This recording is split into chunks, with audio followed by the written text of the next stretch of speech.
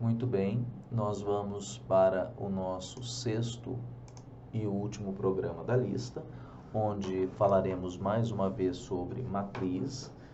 E nessa matriz que nós vamos falar, o usuário também não vai digitar o valor da matriz, mas o programa vai automaticamente calcular valores. Então, nós vamos criar uma matriz nesse exemplo, onde nós não vamos iniciar essa matriz automaticamente. Na verdade, aliás, na criação, né? Vai ser em tempo de execução, mas também não vai ser solicitado para o usuário digitar, certo? Então, nós vamos criar aqui as duas variáveis que vão andar na linha e na coluna, como nós já falamos, o i e o j. E aqui nós vamos criar uma matriz do tipo 3 por 3, 3 linhas e 3 colunas, certo? A diferença é que nesse momento nós não estamos inicializando ela. Nós vamos iniciar essa matriz em tempo de execução. Então, como que nós vamos fazer? Nós vamos criar uma estrutura for, novamente, que vai percorrer linha e coluna, certo? Então, linha e coluna. Então, primeiro na linha, depois na coluna. Agora nós vamos percorrer cada coluna de cada linha. Então, começando na coluna 0, 0, 0, sempre essa é a primeira posição, né? Então, vocês veem que esse jeito de preencher, ela é quadrática, né? Por que quadrática?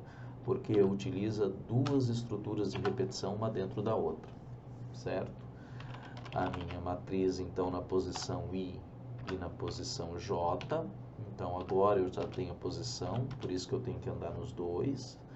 Eu vou criar um cálculo aqui novamente, que vou pegar o I e vou multiplicar esse I pela soma de J mais 1. Certo? Pegar o I e multiplicar pelo J mais 1. Então, na primeira vez, o J é 0, o I também é 0. Como tem um parênteses, primeiro eu tenho que executar o parênteses. Então, J vale 0, né? Então, 0 mais 1 é 1. E o I vale 0. Então, 1 vezes 0. O primeiro valor a ser armazenado será o 0, então. E, na sequência, ele vai preenchendo na sequência dos dados, né? Na segunda vez, ainda vai ser o 0 lá, né? Porque nós continuamos na linha 0 e ele vai fazer a conta. Então, ou seja, a primeira linha vai sair sempre toda zerada, não é? Só que na sequência, o que ele pede para que seja feito? Então, parecido com aquele exercício lá, que nós fizemos, não me lembro qual o número, que ele pega e vai alterando os valores, né? Ele vai novamente andar agora aqui, só que agora ele não vai mais andar em linha e coluna, ele vai andar só numa posição e ele vai fazer algumas alterações esporádicas, ó lá. Então, ele vai andar na primeira linha, que é a linha onde está tudo zerado, como nós falamos. E o que ele vai fazer nessa primeira linha? Ele vai fazer algumas alterações nessa primeira linha. Olha só, ele vai dizer que nessa primeira linha, né? Então, só nessa primeira linha, ele vai fazer algumas trocas, né? Ele vai fazer algumas trocas nela. Olha lá. Sempre no I, né? Sempre na posição 2 do I, ele vai fazer uma troca justamente ele faz uma troca aqui, ele inverte as posições, né? Ele faz algumas trocas nas linhas que ele estiver andando aí, sempre numa posição específica, certo? Então, ele vai fazendo uma mudança ali e ele vai sempre na linha, né? na linha 0, sempre na linha 0, 1, 2, ela vai mudando, né? Mas sempre na coluna 2. Sempre na coluna 2 ele vai fazer uma alteração, justamente por quem? Pelo valor que está na posição 2, ou seja, na linha 2, na posição I que eu estiver andando, certo? Então ele vai fazer uma troca aqui. Agora o que nós vamos fazer? Nós vamos fazer uma outra estrutura, que vai ser uma estrutura também de repetição, andando linha e coluna, certo? Andando linha e coluna. Então, aqui, andando na linha de baixo, agora nós vamos fazer ele andando na coluna, andando na coluna,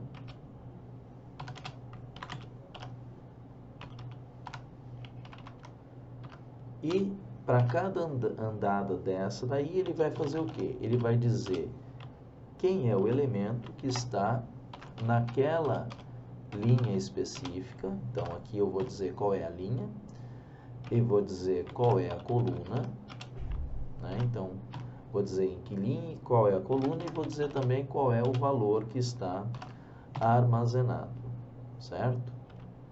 Vou dizer qual é o valor que está armazenado naquela posição.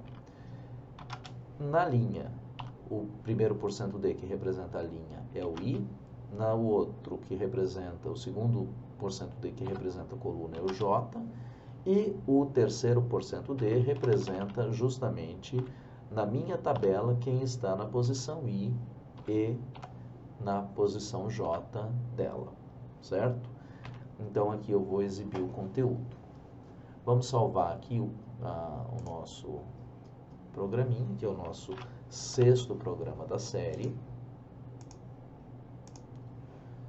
e vamos executá-lo para a gente ver.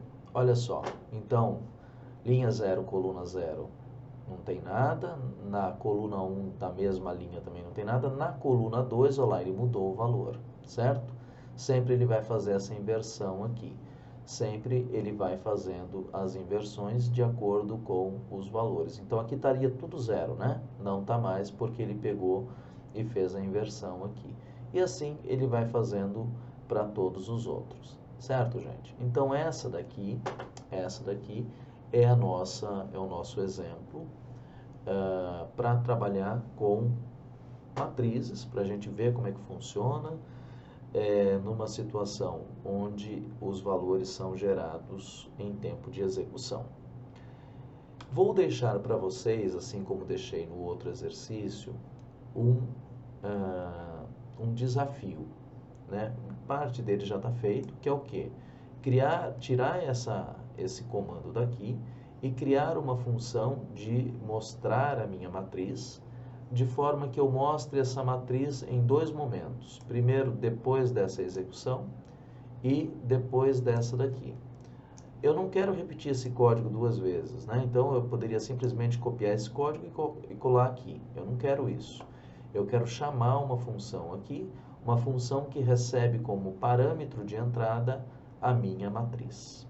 Então, esse daqui fica um desafio para que vocês possam dar uma estudada a mais nesse conteúdo, que é um conteúdo que parece básico, mas ele é fundamental para que a gente possa entender as demais estruturas de dados.